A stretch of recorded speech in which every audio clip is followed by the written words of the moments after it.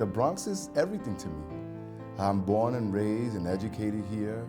I'm raised my 2 sons here. They're 2 young men. I found my wife and the love of my life here. My family still lives here. Everything that I know, everything that makes me who I am today comes from the Bronx. What I love about the Bronx is how we have a certain culture, a certain flavor, the history here, the places. You know, it doesn't matter who you speak to. If they come from the Bronx, there's always some story, you know, about a movie theater, about a park, about the beach, about this or that. And everyone could always identify with those stories. Whether they lived it or not, they have a similar story. The fact that we're so resilient, the fact that we have overcome so much as a borough and that we're doing so well today, it feels good. For me, being the president of the Bronx in this day and age is an amazing feeling of having the best job, I think, in the planet.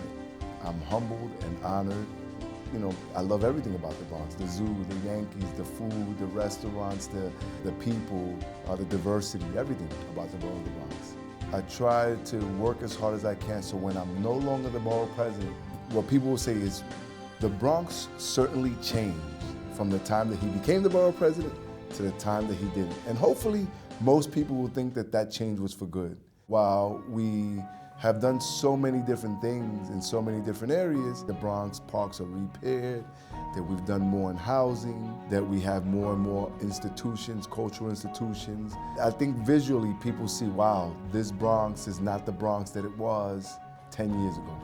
Well, the reality is that I'm not doing it by myself. The reality is that there are teachers out there every single day working really hard, police officers and community leaders and community activists and other elected officials and people who work in cultural institutions, people who have businesses, who are creating jobs. These are all the folks that collectively, we're all making the Bronx better. So to them, I just want to say thank you.